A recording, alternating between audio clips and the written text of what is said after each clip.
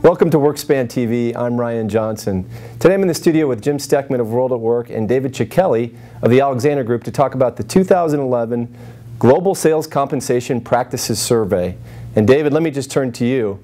Global sales compensation. It seems that we always talk about, sales being local. So isn't that sort of an oxymoron? Yeah, that is a bit of a challenge, isn't it? Because most selling situations are local to the country, to the markets that they're in. So how can there be a construct known as global sales compensation? Does that imply that the sales compensation practices have to be uniform around the world? That can't be plausible. So what it probably means when you say global sales compensation is a uniform set of principles that the company applies locally. And I think that then addresses the issue global versus local. But I would stand by the position that when the expression sales compensation is a local practice, the answer is yes. It has to serve its local market. So Jim, let's get into the survey a little bit. This was a survey by the Alexander Group and WorldatWork, and I know you've been tracking this idea of sales plan changes from year to year. What did the survey reveal in 2011? The survey was consistent with what we've found for the last 10 years or so. That, in fact, this year we found 72% of organizations are planning substantive changes in their sales compensation plan this year, and a significant portion of organizations are planning on changes in future as well. We found that trend of constant change in sales compensation consistent going back to 2004 when we first conducted a survey of this sort. I think it indicates that sales organizations have a unique role in businesses in that they're an extension of the business strategy. If your sales force is not in line with your strategy, then your chances of success are diminished. And so you want to make sure your sales comp plan is continually evolving and adapting so that it best arms your sales force with what's important to the company and rewards them consistently with what is important to the company as well. David, we collected a lot of data in this survey, and it's available both at Alexander Group and at WorldatWork if anyone's interested. But I wonder if you could just touch on some more of the highlights from the survey. Yeah, thanks, Ryan. The survey asked a series of questions about the sales compensation programs on a global basis. First of all, it asked a question about governance. Who's responsible for sales compensation? It asked questions about uniformity of design. What is being done at a corporate level and what is being done at a local level? It asked about automation tools and also asked questions about, and it was very helpful because the survey participants provided this information, what are some of the local customs, local rules, government rules, labor relations rules that they have to comply to? So that was kind of the scope of the survey. It was really about the management of sales compensation on a global basis. There was an interesting finding.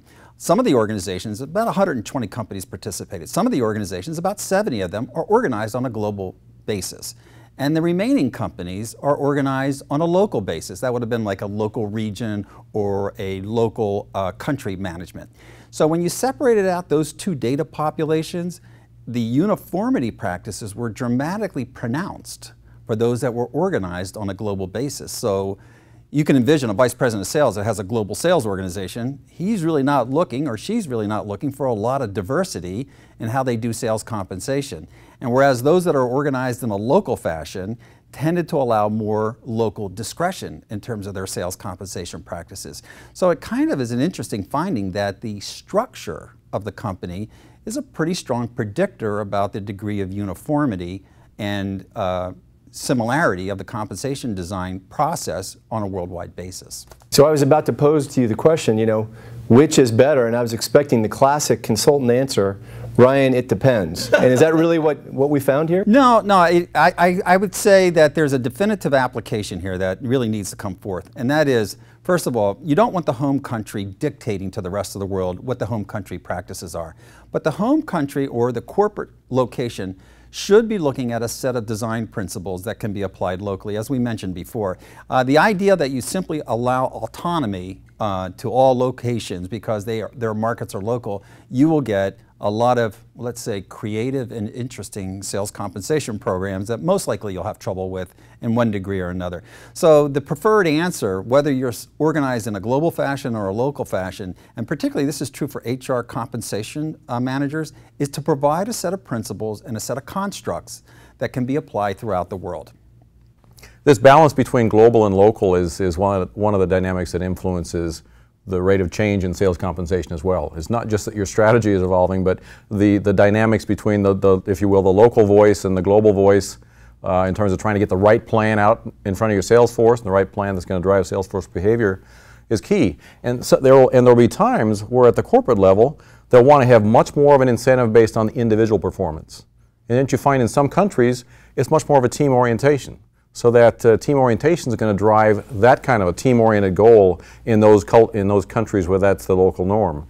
And so I think that's why the dynamic is so important to manage and why we see this continuous change in the sales compensation field with most organizations.